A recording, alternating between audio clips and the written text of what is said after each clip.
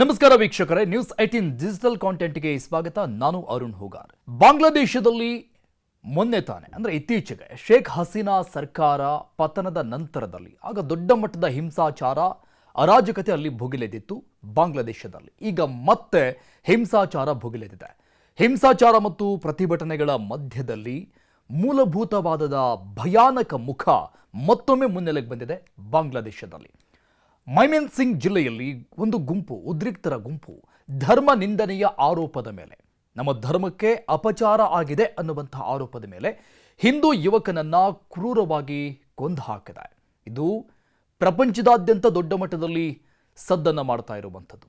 Hindu ಯುವಕನಾದಂತಹ Deepu ಚಂದ್ರದಾಸ್ನನ್ನ ಕ್ರೂರವಾಗಿ ಥಳಿಸಿ ಕೊಲ್ಲಲಾಯಿತು public ಪ್ಲೇಸ್ನಲ್ಲಿ. ಇನ್ನು ಹತ್ಯೆಯಾದ ವ್ಯಕ್ತಿಯು ಈತ ಧಾರ್ಮಿಕ ಭಾವನೆಗಳಿಗೆ ನೋವನ್ನುಂಟು ಮಾಡುವಂತಹ ರೀತಿಯಲ್ಲಿ ಹೇಳಿಕೆಯನ್ನು ಕೊಟ್ಟಿದ್ದಾನೆ. ಸೋಷಿಯಲ್ ಮೀಡಿಯಾದಲ್ಲಿ ಆ ರೀತಿಯಾದಂತಹ ವಿಚಾರಗಳನ್ನು ಹರಿಬಿಟ್ಟಿದ್ದಾನೆ ಅನ್ನುವಂಥದ್ದನ್ನು ಆರೋಪ ಮಾಡಲಾಗಿತ್ತು. ಆದರೆ ಯಾವುದೇ ಹೇಳಿಕೆಗಳನ್ನು ನೀಡಿಲ್ಲ ಅನ್ನುವುದಕ್ಕೆ ಯಾವುದೇ ನೇರ ಪುರಾವೆಗಳು ಇಲ್ಲ. ಅಂದರೆ ಆ ರೀತಿಯಾಗಿ ಆತ ಮಾತನಾಡಿಲ್ಲ ಸೋಷಿಯಲ್ ಮೀಡಿಯಾದಲ್ಲಾಗಲಿ ಅಥವಾ ಬೇರೊಬ್ಬರ ಅಲ್ಲಿ ಆದರೂ ಕೂಡ ಯಾರ ಬಳಿಯಲ್ಲೂ ಕೂಡ ಆ ರೀತಿಯಾದಂಥ ಹೇಳಿಕೆಗಳನ್ನು ಕೊಟ್ಟಿಲ್ಲ. ಅದಕ್ಕೆ ಪುರಾವೆಗಳು ಇಲ್ಲ ಅಂತ ಅಧಿಕಾರಿಗಳು ಸ್ಪಷ್ಟಪಡಿಸಿದ್ದಾರೆ.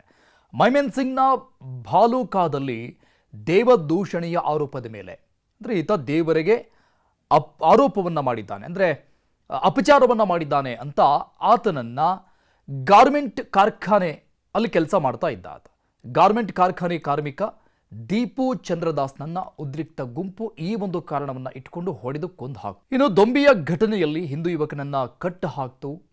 ಅಂದರೆ ಆ ಘಟನೆ ಹೇಗೆಲ್ಲ ನಡೀತು ಅಂತ, ಮೊದಲಿಗೆ ಆತನನ್ನು ಎಳ್ಕೊಂಡ್ಬಂದು ಕಟ್ಟಿ ಹಾಕಿ ಕೊಂದು ನಂತರ ಸಾರ್ವಜನಿಕವಾಗಿ ಆತನ ದೇಹವನ್ನು ಒಂದು ಮರಕ್ಕೆ ಕಟ್ಟಿ ಹಾಕಿ, ರೋಡ್ ಸೈಡ್ನಲ್ಲಿದ್ದಂತಹ ಒಂದು ಮರಕ್ಕೆ ಕಟ್ಟಿ ಹಾಕಿ ಲಕ್ಷಾಂತರ ಜನ ಸಮ್ಮುಖದಲ್ಲಿ ಆತನನ್ನು ಆ ಮರದಲ್ಲಿನೇ ಬೆಂಕಿ ಹಾಕಿ ಸುಟ್ಟು ಹಾಕಿದ್ರು. ಈ ಬಗ್ಗೆ ಮಾಹಿತಿ ಕೊಟ್ಟಿದ್ದಾರೆ ಮೈಮೆನ್ ಸಿಂಗ್ನಲ್ಲಿರುವಂತಹ ಕ್ಷಿಪ್ರ ಕಾರ್ಯ ಬೆಟಾಲಿಯನ್, ಅದಕ್ಕೆ ನಿಯೋಜನೆ ಮಾಡಿರುವಂತಹ ಕಂಪನಿಯ ಕಮಾಂಡರ್ ಮೊಹಮ್ಮದ್ ಸಂಸು ಜಮಾನ್. ಹತ್ಯೆಯಾದವನು ಫೇಸ್ಬುಕ್ನಲ್ಲಿ ಧಾರ್ಮಿಕ ಭಾವನೆಗಳಿಗೆ ನೋವನ್ನುಂಟು ಮಾಡುವಂತಹ ಯಾವುದೇ ವಿಷಯವನ್ನು ಬರೆದಿದ್ದಾರೆ ಅನ್ನೋದಕ್ಕೆ ಯಾವುದೇ ಪುರಾವೆಗಳು, ಸಾಕ್ಷಿಗಳು ಕಂಡು ಬಂದಿಲ್ಲ ಅಂತ ಈಗ ಸ್ಪಷ್ಟಪಡಿಸಿದ್ದಾರೆ. ಅಂದರೆ ತನಿಖೆ ನಡೀತಾ ಇದೆ.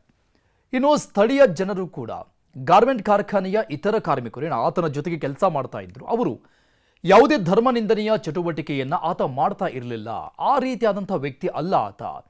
ಈಗ ಎಲ್ಲರೂ ಕೂಡ ದೀಪು ಚಂದ್ರದಾಸ್ ಏನಿದ್ದಾನೆ ಆ ರೀತಿಯ ಏನನ್ನೂ ಹೇಳಿದ್ದನ್ನು ಕೂಡ ನಾವು ವೈಯಕ್ತಿಕವಾಗಿ ಕೂಡ ಕೇಳಿಸ್ಕೊಂಡಿಲ್ಲ ಅಂತ ಹೇಳ್ತಾ ಇದ್ದಾರೆ. ಆತನ ಜೊತೆಗೆ ಪ್ರತಿನಿತ್ಯ ಕೆಲಸ ಮಾಡ್ತಾ ಇದ್ದಂತಹ ವ್ಯಕ್ತಿಗಳು, ಕಾರ್ಮಿಕರು, ಧರ್ಮಕ್ಕೆ ನೋವನ್ನುಂಟು ಮಾಡುವಂಥ ಯಾವುದನ್ನೂ ಕೇಳಿದ್ದೇವೆ ಅಥವಾ ನಾವು ನೋಡಿದ್ದೇವೆ ಅನ್ನೋದಕ್ಕೆ ಯಾವುದೇ ಸಾಕ್ಷಿಗಳು ನಮಗೆ ಕಂಡು ಬಂದಿಲ್ಲ ಅಂತ ಆತನ ಜೊತೆಗಿದ್ದಂಥವ್ರು ಹೇಳ್ತಾ ಇದ್ದಾರೆ. ಇದನ್ನು ಮಾಧ್ಯಮಗಳಿಗೆ ಅಧಿಕಾರಿಗಳು ಸ್ಪಷ್ಟಪಡಿಸಿದ್ದಾರೆ. ಇನ್ನು ಈ ಘಟನೆಗೆ ಮೂಲ ಕಾರಣ ಏನು? ಈ ಚಂದ್ರದಾಸ್ ಏನಿದ್ದಾನೆ ಈತನನ್ನ ಕಾರ್ಖಾನೆಯಿಂದ ಬಲವಂತವಾಗಿ ಹೊರಹಾಕಲಾಯಿತು. ಈತನನ್ನ ಹೊಡೆದು ಕೊಲ್ಲೋದಕ್ಕಿಂತ ಕೆಲವೇ ನಿಮಿಷಗಳ ಹಿಂದೆ ಆದಂತಹ ಬೆಳವಣಿಗೆ ಇದು. ಈತ ಹೇಗೆ ರೋಡಿಗೆ ಬಂದ ಅಂತ. ಈತನನ್ನ ಕಾರ್ಖಾನೆಯಿಂದ ಬಲವಂತವಾಗಿ ಹೊರಹಾಕಲಾಗತ್ತೆ. ಈತ ಹಿಂದೂ ಅನ್ನುವಂಥ ಕಾರಣಕ್ಕಾಗಿ.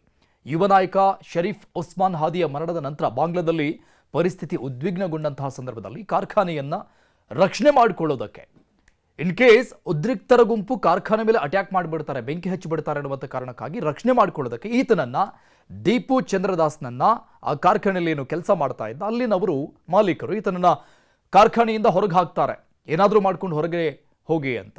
ಹಿಂದೂ ಅನ್ನೋ ಕಾರಣಕ್ಕೆ ಕಾರ್ಖಾನೆಯಿಂದ ಬಲವಂತವಾಗಿ ಹೊರಗೆ ತಳ್ತಾರೆ ಈತನನ್ನು.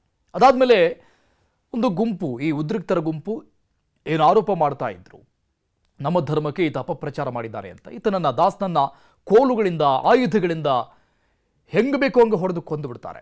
ಅದಾದಮೇಲೆ ದೇಹವನ್ನು ಮರಕ್ಕೆ ನೇತು ಹಾಕಿ ಬೆಂಕಿ ಹಚ್ಚುತ್ತಾರೆ. ಈ ಬಗ್ಗೆ ವಿವಿಧ ಸ್ಥಳಗಳಲ್ಲಿ ಕಾರ್ಯಾಚರಣೆ ನಡೆಸಿ ಈ ದಾಸ್ ಹತ್ಯೆಗೆ ಸಂಬಂಧಪಟ್ಟಂಗೆ 7 ಜನ ಶಂಕಿತರನ್ನ ಈಗಾಗಲೇ ಬಂಧನ ಮಾಡಲಾಗಿದೆ. ಈ ಘಟನೆಗೆ ಸಂಬಂಧಪಟ್ಟಂಗೆ ಪ್ರಕರಣ ಕೂಡ ದಾಖಲಾಗಿದೆ. 3 ಜನರನ್ನ ಪ್ರಮುಖವಾಗಿ ವಿಚಾರಣೆ ಮಾಡಲಾಗ್ತಾ ಇದೆ. ಆಗಲೇ ಬಾಂಗ್ಲಾದೇಶ ಕಮ್ಯುನಿಸ್ಟ್ ಪಕ್ಷ ಗಾರ್ಮೆಂಟ್ ಕಾರ್ಮಿಕನ ಈ ಹತ್ಯೆಯನ್ನು ತೀವ್ರವಾಗಿ ಖಂಡಿಸಿದೆ. ಅಲ್ಲಿನ ವಿರೋಧ ಪಕ್ಷ ಬಾಂಗ್ಲಾದ ಹಿಂದೂ ಬೌದ್ಧ ಕ್ರಿಶ್ಚಿಯನ್ ಏಕತಾ ಮಂಡಳಿ ಕೂಡ ಈ ದಾಸರ ಕ್ರೂರ ಹತ್ಯೆಯನ್ನು ತೀವ್ರವಾಗಿ ಖಂಡಿಸಿದೆ. ಈ ಘಟನೆಗೆ ಯಾರೆಲ್ಲ ಕಾರಣರಾಗಿದ್ದಾರೆ ಅವರನ್ನೆಲ್ಲ ತಕ್ಷಣ ಬಂಧನ ಮಾಡಬೇಕು ಮತ್ತು ಶಿಕ್ಷೆ ಕೊಡಿಸಬೇಕು ಅನ್ನುವಂತಹ ಒತ್ತಡಗಳು ಜಾಸ್ತಿ ಆಗ್ತಾ ಇದೆ. ನಿರ್ಭೀತ, ನಿಷ್ಪಕ್ಷಪಾತ, ವಿಶ್ವಾಸಾರ್ಹ ಸುದ್ದಿಗಳಿಗೆ ಮತ್ತೊಂದು ಹೆಸರಾಗಿರುವ ನ್ಯೂಸ್ 18 ಕನ್ನಡ ಈಗ ಆಪ್ನಲ್ಲೂ ಲಭ್ಯವಿದೆ. ದಯವಿಟ್ಟು ಇಲ್ಲಿರುವ QR ಕೋಡ್ ಸ್ಕ್ಯಾನ್ ಮಾಡಿಕೊಂಡು ಆಪ್ ಡೌನ್ಲೋಡ್ ಮಾಡೋದನ್ನ ಮರಿಬೇಡಿ. ನಿಮ್ಮ ಬೆಂಬಲ ಹೀಗೆ ಸದಾ ನಮ್ಮೊಂದಿಗಿರಲಿ. ಧನ್ಯವಾದ.